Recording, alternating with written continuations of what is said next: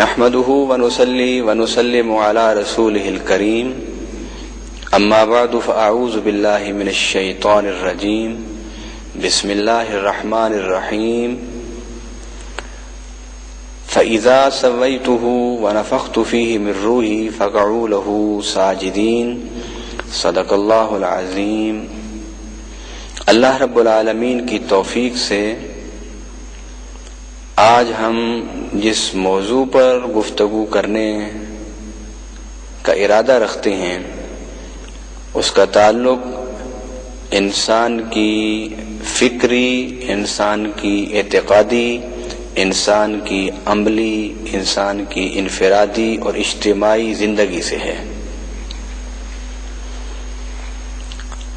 اور آج کی اس گفتگو میں کتاب و سنت کی روشنی میں اس بات کو واضح کرنے کی کوشش کروں گا کہ شیطان انسان کے اللہ سے جڑے ہوئے رشتے کو ہر وقت توڑنے کی کوشش میں رہتا ہے، اور اگر شیطان ہم میں سے کسی کا رشتہ تعلق اللہ سے توڑنے میں کامیاب ہو جائے تو پھر ہمیں کیا کرنا چاہیے؟ کیا مایوسی کا شکار ہو جانا چاہیے یا اللہ کی رحمت پر امید رکھتے ہوئے واپس اللہ کے دامن رحمت میں پلٹنا چاہیے؟ ناظرین کرام، اس سلسلے میں میں اپنی گفتگو کا آغاز سیدنا عمر فاروق رضی اللہ تعالی عنہ کے اس فرمان سے کرتا ہوں کہ جس میں آپ نے فرمایا کہ اگر اللہ رب العالمین قیامت کے دن اعلان فرمائے گا کہ میں نے سب کو بخش دیا مگر ایک انسان کو نہیں بخشا، تو رب کے خوف کی وجہ سے میں یہ گمان کروں گا کہ شاید وہ ایک انسان میں ہی ہوں، اور اللہ تعالیٰ کی رحمت پر مجھے اتنی قوی امید ہے کہ اگر روز محشر اللہ یہ اعلان فرمائے کہ میں نے سب کو جہنم میں بھیج دیا مگر ایک انسان کو میں نے بخش دیا اور اسے جنت میں داخلہ نصیب کرنے کا فیصلہ فرما دیا، تو سیدنا عمر فاروق رضی اللہ تعالی عنہ فرماتے ہیں کہ میں اللہ کی رحمت پر مضبوط یقین کی وجہ سے یہ کہوں گا کہ جس کو رب نے بخشا ہے، جنت میں داخلے کا فیصلہ فرمایا ہے، وہ ایک خوش نصیب انسان میں ہی ہوں۔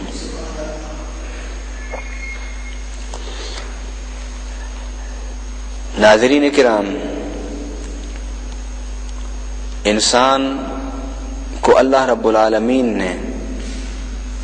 پیدا فرمایا ہے۔ علماء فرماتے ہیں کہ الانسان مرکب من الخطا والنسیان، کہ انسان خطا اور نسیان سے بنایا گیا ہے، تو انسان نے غلطی بھی کرنی ہے اور انسان سے بھول بھی ہو جانی ہے۔ انسان ٹھوکر بھی کھا سکتا ہے، انسان راہ راست سے ہٹ بھی سکتا ہے۔ اس لیے اللہ رب العالمین نے قرآن میں ارشاد فرمایا، قل یا عبادی الذین اسرفوا علی انفسہم لا تقنطوا من رحمت اللہ۔ اے پیارے نبی صلی اللہ علیہ وسلم، آپ اپنی زبان سے اس بات کا اعلان فرما دیں کہ جن لوگوں نے اپنی جانوں پر ظلم کیا ہے وہ اللہ کی رحمت سے نا امید نہ ہوں۔ ان اللہ یغفر الذنوب جمیعا، بے شک اللہ رب العالمین تمام گناہوں کو بخشنے والے ہیں۔ انہ هو الغفور الرحیم، بے شک وہ بخشنے والا اور بے شک وہ بخشنے والا رحمت فرمانے والا ہے۔ قرآن پاک کی اس آیت میں اللہ رب العالمین نے عبادی کہا، میرے بندے۔ آپ ذرا توجہ فرمائیں اللہ کے اس ارشاد پر، اس پیار بھرے ارشاد پر، اس محبت بھرے ارشاد پر کہ رب العالمین گناہگاروں کو کہہ رہا ہے میرے بندو، اس لیے کہ جب انسان غلطی کرتا ہے تو اس کے دل میں خوف پیدا ہوتا ہے، اس کے دل میں ڈر پیدا ہوتا ہے کہ میرا باپ، میری ماں، میرا استاد، میرا افسر اس غلطی کا نوٹس لے گا اور مجھے سزا دے گا۔ تو جب انسان اللہ تعالیٰ کے حدود کو توڑتا ہے، جب انسان کوئی غلطی کرتا ہے، جب انسان کوئی خطا کرتا ہے تو اس کے دل میں خوف کا پیدا ہونا ایک فطرتی امر ہے۔ رب العالمین نے یا عبادی گناہگاروں کو یہ کہہ کر کہ اے میرے بندو، در حقیقت ان کے دل میں جو خوف انہیں رب سے اور زیادہ دور کر دے گا، اس خوف کو کم کر کے رب العالمین نے انہیں اپنے قریب کرنے کی کوشش کی ہے۔ گویا انسان اس کوشش میں رہتا ہے، اور اسلام انسان کو یہ بات سکھاتا ہے، اسلام انسان کو یہ بات پڑھاتا ہے، اسلام انسان کو اس بات کی تلقین کرتا ہے کہ خطا ہو جانا، غلطی ہو جانا، یہ ایک بشر اس سے مبرہ، ایک انسان اس سے مستثنا نہیں ہو سکتا۔ غلطی ہو جانا کوئی بات نہیں، اصل جو تیری زندگی میں اہم کام ہے وہ یہ ہے کہ تیرا غلطی کرنے کے بعد غلطی پر ڈٹے رہنا یہ غلط ہے، غلطی کرنے کے بعد غلط زندگی گزارنا غلط ہے، گناہ کرنے کے بعد گناہ کو جاری رکھنا غلط ہے۔ اللہ اکبر۔ اسلامی تعلیمات کے حوالے سے، قرآن و سنت کے حوالے سے غلطی کرنا ایک غلط ہے کام، مگر اس سے زیادہ ناپسندیدہ عمل اللہ کے نزدیک غلطی کر کے توبہ نہ کرنا، غلطی کر کے رب کی طرف پلٹنا نہ، غلطی کر کے اپنی غلطی پر نادم نہ ہونا، غلطی کر کے اپنے غلطی اور گناہ پر شرمندہ ہو کے اس کو نہ چھوڑنا، یہ اللہ کے نزدیک زیادہ برا عمل ہے۔ حضرت امام غزالی رحمۃ اللہ علیہ فرماتے ہیں کہ اللہ کی 3 مخلوق ہیں، ایک مخلوق وہ ہے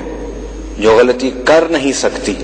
جن کے بارے میں اللہ رب العالمین نے قرآن میں فرمایا لا یعصون اللہ ما امرہم، کہ وہ گناہ کرتے ہی نہیں ہیں، نافرمانی کرتے ہی نہیں جو چیز اللہ انہیں حکم کرتا ہے، جس کام کے کرنے کا رب انہیں کہتا ہے وہ اس کے برخلاف نہیں کر سکتے، اور وہ ملائکہ ہیں۔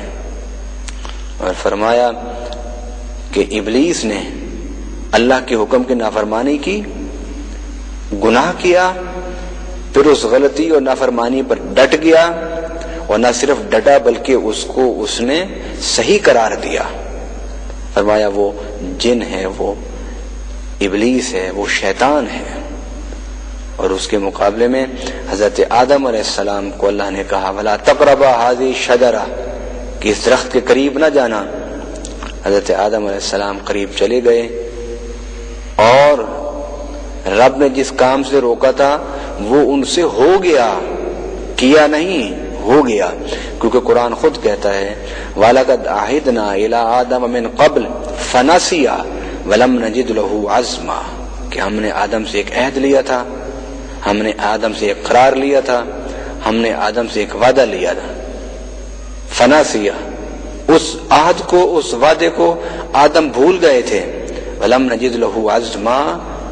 ہم نے آدم کے دل میں ارادہ نہیں پایا کہ وہ ہمارے حکم کو توڑنا چاہتا تھا، وہ ہمارے حکم کی خلاف ورزی کرنا چاہتا تھا۔ رب گواہی دے رہا ہے کہ میرے آدم نے جب اس حکم کی خلاف ورزی آدم سے ہوئی تو اس خلاف ورزی ہوتے وقت آدم کا ارادہ نہیں تھا، حضرت آدم کا نیت نہیں تھی۔ اس کے باوجود حضرت آدم علیہ السلام نے کیا کیا؟ ربنا ظلمنا انفسنا وان لم تغفر لنا وترحمنا لنکونن من الخاسرین،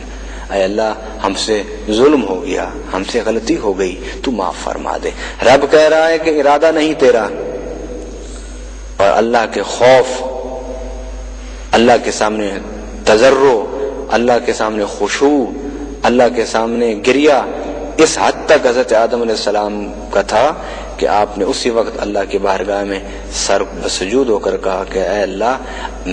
ہم نے اپنی جانوں پر ظلم کیے، اگر تیری رحمت، تیری بخشش، تیری مغفرت ہمارے ساتھ نہ ہوتی تو ہم نقصان اٹھانے والوں میں سے ہو جاتے۔ امام غزالی فرماتے ہیں کہ جو گناہ کر کے ڈٹ جائے وہ ابلیس ہے، اور جو گناہ کر کے جھک جائے وہ آدم ہے۔ ناظرین کرام، جب انسان گناہ کرتا ہے تو اس کا فکری رشتہ اللہ سے کمزور ہو جاتا ہے، جب انسان گناہ کرتا ہے تو اس کا اعتقادی رشتہ اللہ سے کمزور ہو جاتا ہے، جب انسان گناہ کرتا ہے تو اس کا عملی رشتہ اللہ سے کمزور ہو جاتا ہے۔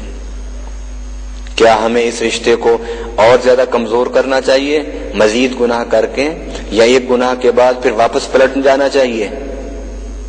ہرگز ہرگز ایک گناہ کے بعد دوسرے گناہ کا جواز پیدا نہیں کرنا چاہیے، بلکہ گناہ کرنے کے بعد ہمیں واپس اللہ کی بارگاہ کی طرف پلٹنا چاہیے۔ اور وہ رب رحمان کیا کہتا ہے؟ الا من تاب وآمن وعمل صالحا فاولئک یبدل اللہ سیئاتہم حسنات۔ وہ رب رحمان کیا کہتا ہے؟ وهو الذی یقبل التوبۃ عن عبادہ، کہ وہ اللہ جو ہے وہ اپنی بندوں کی توبہ قبول کرتا ہے۔ اگر وہ گناہ ہو جائے ان سے تو اس گناہ پر ڈٹے نہ رہیں، بلکہ واپس پلٹیں، نادم ہو کر، اپنے گناہوں پر شرمندہ ہو کر انہیں چاہیے کہ وہ اللہ کی بارگاہ میں واپس آ جائیں اور رب کے سامنے